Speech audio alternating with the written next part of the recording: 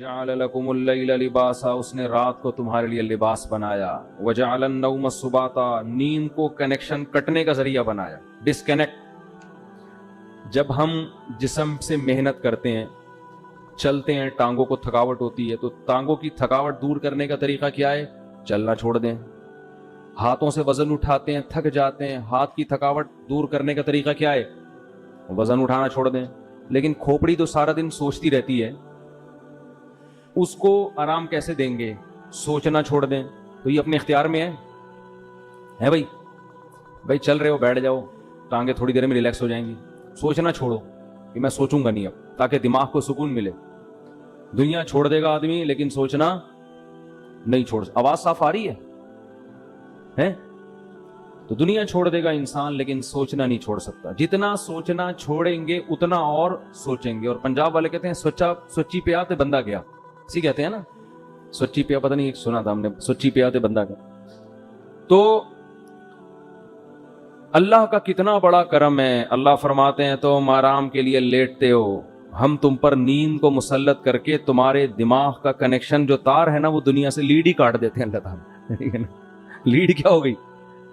कैसा खराटे लेके पड़ा हुआ होता है कई कई घंटे, कभी इधर करवट कभी उधर करवट। उसके बाद जब सुबह उठता है, कैसा दिमाग फ्रेश। सुबह के वक्त में ऐसा लगता है जैसे नई जिंदगी मिल गई है। सुबह इतना सुकून होता है इंसान की तबीयत में। सुकून की सबसे बड़ी अलामत पता है क्या है? कि सुबह आप खामोश होते हैं। जो इंसान सुकून में नहीं होता ना, वो बोलता बहुत है। और जो सुकून में होता है वो क्या होता है? बोलो ना, अभी तो बोलने का टाइम है। ये साबित कर रहे हैं कि हम सुकून में हैं। देखो, सुबह सुबह फ्रेश होता है ना जहन, तो फजर की नमाज में आप आके देखें, नमाजी चुपचाप बैठे हुए होंगे, तमीज से। हर आदमी मुंह नीचे करके बैठा हुआ होगा आराम से। इमाम अगर 2 मिनट लेट भी हो जाए, कोई पीछे मुड़ के नहीं देखता, तकलीफ नहीं होती किसी को। आ जाएगा भाई, को भागा थोड़ी जा रहा है। लेकिन जोहर असर में देखें आप, एक गहमा गहमी, कोई उधर देख रहा है, कोई यूं देख रहा है, कोई घड़ी को देख रहा है, कोई पीछे देख रहा है, वजू खाने में इमाम कहाँ गया भाई।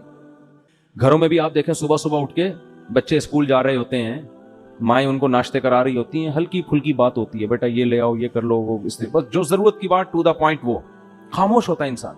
सुबह उठें आप, मुंह धोएं, चाय वाय पिए या नाश्ता करें, उसके बाद कोई आके बातें करना शुरू कर दे, इंसान को गुस्सा आता है। चुप करके बैठो आराम से यार, सुबह सुबह के टाइम पे क्या लगाई हुई है, कहते हैं ना। इसलिए कि दिमाग में क्या होता है? सुकून। तो ये जो इंसान है ना, ये जितना सुकून में होगा उतना खामोश होगा। लोग उल्टा समझते हैं कि जितना बोलोगे उतना सुकून मिलेगा। ऐसा नहीं है। बोलना बेसुकूनी की अलामत है और बेवकूफी की भी अलामत है। बच्चे ज्यादा बोलते हैं क्योंकि बेवकूफ होते हैं। हर वक्त बोलते रहेंगे कि नहीं बोलते रहेंगे? अबू ये क्या है, अबू ये क्यों, मैं क्यों क्यों क्यों क्यों क्यों करते रहेंगे। मैं क्या पालूं, मैं क्या करूं, मुझे ये चाहिए, मुझे वो चाहिए। जब थोड़े बड़े होते हैं तो चुप करके आराम से कोने में बैठे रहते हैं। हमारे हजरत मुफ्ती रशीद अहमद साहब रहिमहुल्लाह ताला की महफिल में जब हम पहली मर्तबा गए, हजरत की आधा घंटा महफिल होती थी, तो हम जब जाके बैठे हैं तो वो, हमारा ख्याल था आते ही बातें करना शुरू कर देंगे। वो आधा घंटा खामोश बैठे रहे, चुप बिल्कुल। हम कॉलेज से निकल के गए थे, हमने ये माहौल कभी देखा ही नहीं था। हम भी जाके चुप कर गए। हमें बोलते हुए अब डर लग रहा है, हम भी चुप करके तमीज से बैठ गए वहां। आधा घंटा वो चुप बैठे रहे। थोड़ा दाएं देखा, बाएं देखा, फिर अपने कोई तहरीर थी उनके हाथ में, थोड़ी सी उस पर नजर की, फिर चुप। फिर किसी को देख के थोड़ा सा मुस्कुराए। हमने कहा बोलेंगे कुछ, बस मुस्कुराने पे इक्तिफा किया। भाई ये मिस कॉल है, फिलहाल इतना काफी है, ठीक है ना। ये खामोश पैगाम था, पता नहीं क्या पैगाम दिया उन्होंने। आधे घंटे के बाद वापस चले गए। हमने कहा ये कैसी महफिल है भाई। लेकिन अजीब बात यह कि सुकून हमें इतना मिला, शायद जिंदगी में कभी ना मिला हो।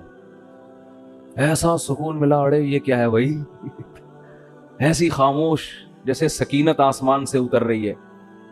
मेरे बड़े भाई एक दफा आए हमारे यहां मदरसे में, सब तलबा ना चुपचाप बैठे हुए मुताला कर रहे थे अपना। तो वो कई घंटे हमारे मदरसे में रहे। तो जब वो जाने लगे, कहने लगे अल्लाह की कसम, ऐसा सुकून जिंदगी में कभी भी नहीं मिला जो यहां के माहौल में है। चुपचाप सब बैठे हुए अपने काम से काम। लेकिन आप मुख्तलिफ इदारों में जाके देखो, अपने काम के अलावा दुनिया का हर काम आदमी कर रहा होता है।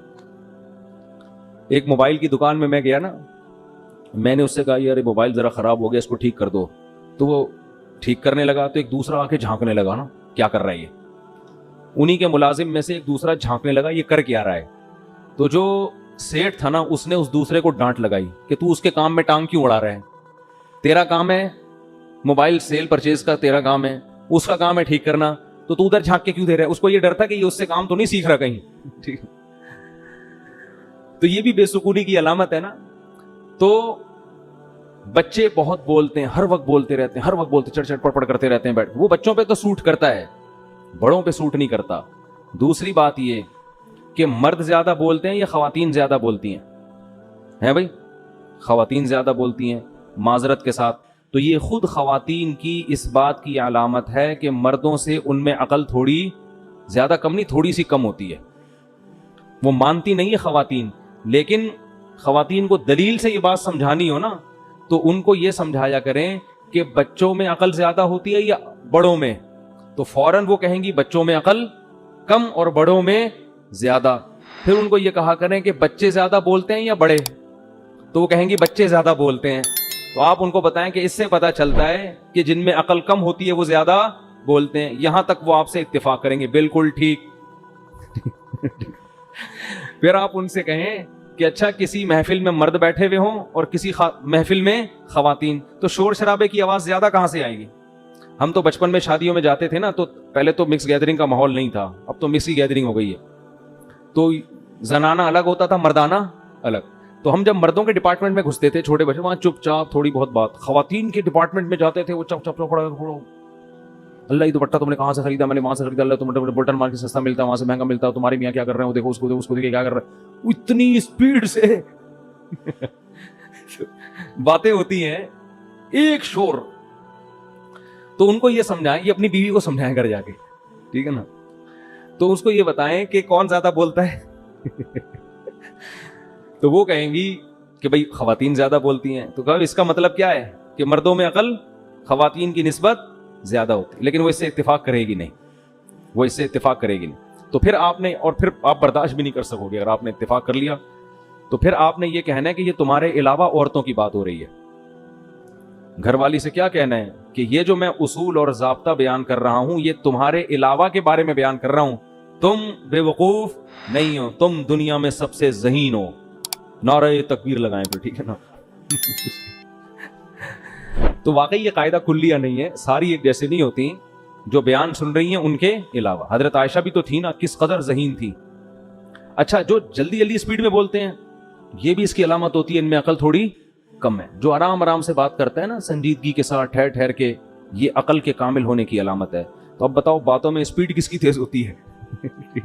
لیکن حضرت عائشہ کی باتیں بہت ٹھہر ٹھہر کے ہوتی تھی. بلکہ بعض صحابہ کو آپ نے ڈانٹ لگائی ہے. ایک آئے صحابی وہ جلدی جلدی کچھ پوچھنے لگے تو امی عائشہ نے ڈانٹ لگائی کہ اتنی جلدی جلدی بات کیوں کر رہے ہو. پھر فرمایا کہ آپ صلی اللہ علیہ وسلم کیسے ٹھہر ٹھہر کے بات کیا کرتے. تو اس لیے ساری خواتین نہیں ہوتی, بہت سے ذہین بھی ہوتی ہیں. اور یہ جو آج ہم نے سورت پڑھی ہے نا, اس میں ملکہ سبا کا بھی تذکرہ ہے. تو ملکہ سبا بڑی ذہین تھی, اس کا میں ابھی مختصر واقعہ آگے چل کے بیان کرتا ہوں. تو کہاں سے بات چل رہی تھی؟ اللہ نے فرمایا کہ ہم نے تمہارے جو, ہاں رات کے وقت اللہ ہم پر نیند مسلط کر دیتے ہیں, ہمارے دماغ کا کنیکشن منقطع, ہم صبح اٹھتے ہیں بالکل فریش اور بات چیت کا کسی سے دل نہیں کرتا. یہ دل نہ کرنا, اور ایک تو دل بعض دفعہ ٹینشن کی وجہ سے بھی نہیں کرتا, وہ الگ چیز ہے, لیکن بعض دفعہ سکون کی وجہ سے انسان کیا چاہتا ہے؟ خاموشی. تو یہ خاموشی میں اس کی علامت ہے بہت فریش ہے یہ اس وقت, اس کا ذہن بہت فریش ہے. تو یہ اللہ کی نعمت ہے, اللہ نے نیند مسلط کی. اللہ فرماتے ہیں هو الذی مرج البحرین ھذا عذب فرات وھذا ملح اجاج, دو سمندروں کو میں نے ایک ساتھ چلایا ہے, یہ سخت کڑوا اور یہ سخت میٹھا.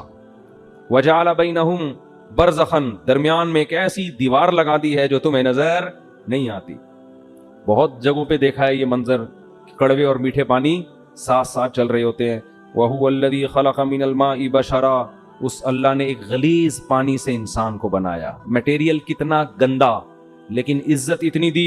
فَجَعَلَهُ نَسَبًا وَسِحْرًا, اسے ننیال ددیال والا خاندان بھی دیا اور سسرال والا خاندان بھی دیا.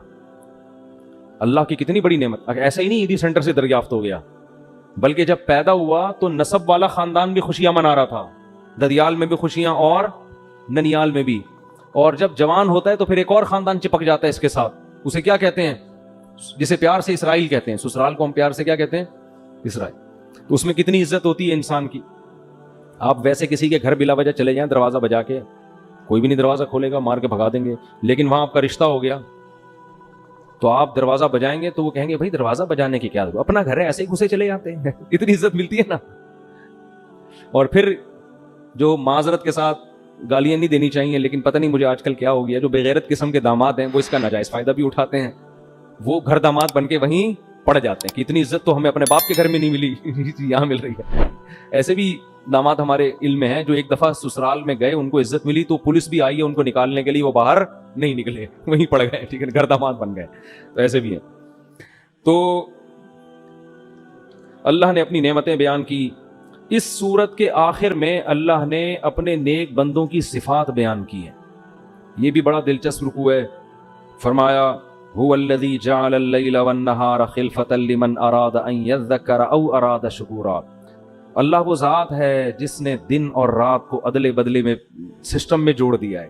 رات جاتی ہے, دن آتا ہے, دن ختم ہوتا ہے, رات آتی ہے. فرمایا یہ ان لوگوں کے لیے ہم نے کیا ہے جو نصیحت حاصل کرنا چاہتے ہیں اور اپنے رب کے شکر گزار بننے چاہتے ہیں کہ ہمارے رب نے کتنا بڑا ہم پر احسان کر دیا. اگر اللہ دن رکھتا اور دن ختم ہی نہ ہوتا کتنی ٹینشن میں آ جاتے. ناروے میں جاؤ, 6 مہینے کے دن ہیں, ان سے پوچھو کتنی ٹینشن میں ہیں وہ. پھر 6 مہینے راتیں, اندھیروں میں پڑے رہتے ہیں, وٹامن ڈی کے ٹیکے لگاتے رہتے ہیں دھوپ نہ ملنے کی وجہ سے. پاگل ہو جاتا ہے آدمی. آپ تھوڑے دن اندھیروں میں رہ کے دیکھو, دھوپ کتنی نعمت. آپ بند کمرے میں کچھ دن رہ لو, دھوپ میں نکلتا ہے ایسا سکون ملتا ہے نا, سن لائٹ, ایک عجیب ذہنی سکون ملتا ہے انسان کو اس میں. لیکن اگر یہ ہر وقت سن لائٹ رہے, رات کا اندھیرا نہ ملے تو بھی انسان پاگل ہو جائے ٹینشن سے. انسان کی نیچر میں اللہ نے اختلاف رکھا ہے. وہ چاہتا ہے ماحول بدلے, ہر وقت بدل رہا ہے ماحول. صبح کا ماحول الگ, چڑھتے سورج کا ماحول الگ, عصر کا ٹائم الگ, مغرب کا الگ, عشاء کا الگ, رات کے بیچ کا الگ, پھر صبح صادق کا الگ. جب سے ہم پیدا ہوئے ہمارے رب ہمیں بور ہونے سے بچانے کے لیے ٹائم کو مسلسل چینج کر رہا ہے. کافر اس سے فائدہ اٹھاتا ہے, اللہ کا شکر ادا نہیں کرتا. اللہ کہتے ہیں ہم نے یہ ان لوگوں کے لیے اصل میں کیا ہے جو نصیحت حاصل کرنا چاہیں اور ہمارا شکر ادا کرنا چاہیں تو ان نعمتوں کو دیکھ کے وہ شکر گزار بن جائیں.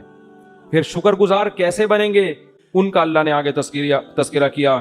فرمایا وعباد الرحمن, جو رحمان کے بندے ہیں جو حقیقت میں شکر گزار بندے ہیں, الذین یمشون علی الارض ہونا, ان کی پہلی صفت کیا ہے, وہ زمین میں تکبر کے ساتھ نہیں چلتے, زمین میں عاجزی کرتے ہیں, تکبر نہیں کرتے. چال سے لگتا ہے کہ یہ متکبر نہیں ہے.